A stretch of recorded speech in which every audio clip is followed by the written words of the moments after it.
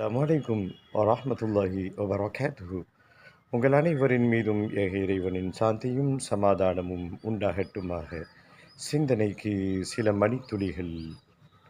உடம்பும் மனிதர்களும் இஸ்லாம் கூறும் தீர்வுகளும் என்ற சிந்தனையை சிறக்க செய்கின்ற, சிந்தனை செழுமைப்படுத்துகின்ற, சிந்தனையை சிறப்பாக்குகின்ற, சிந்தனையை நமக்கு சாதகமாக ஆக்கக்கூடிய பல அம்சங்களை இஸ்லாம் கூறும் பல வழிகாட்டலை தொடர்ந்து நாம் பார்க்கிறோம்.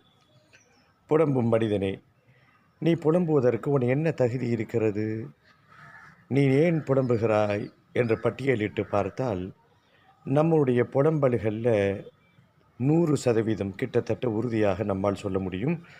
100% மற்றவர்களை பார்த்து பொறாமைப்பற்று வயிற்றெரிச்சலோடு நாம் புகழுகிறோம், நாம் புலம்புகிறோம்.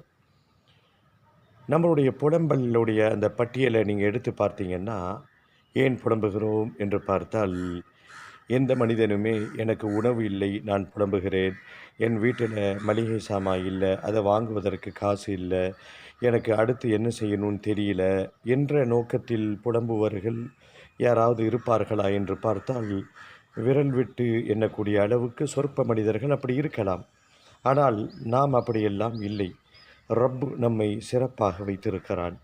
நாம் ஏன் புலம்புகிறோம்? நம் புலம்பலுக்கு பின்னால் உள்ள காரணங்களை பார்த்தால் 100% நம்மால் உறுதியாக சொல்ல முடியும்.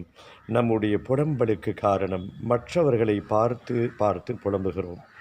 என் பக்கத்து வீட்டுக்காரனை பார்த்து புகழுகிறோம், இப்போ புலம்புகிறோம். எதிர் வீட்டுக்காரனை பார்த்து புலம்பி தள்ளுகிறோம். என் வீட்டில் இருக்கக்கூடிய மனைவியோ பக்கத்து வீட்டு பெண்ணை பார்த்து புலம்புகிறாள். இப்படி மற்றவர்களை பார்த்து பார்த்து புலம்புதல் தான் இன்றைக்கு நம்மிடத்திலே அதிகமாகி இருக்கிறது. இந்த புலம்பலை தவிர்க்க வேண்டும் அப்படின்னா மற்றவர்களையும் பார்க்காதே. மார்க்கம் அழகாக வழிகாட்டுகிறது.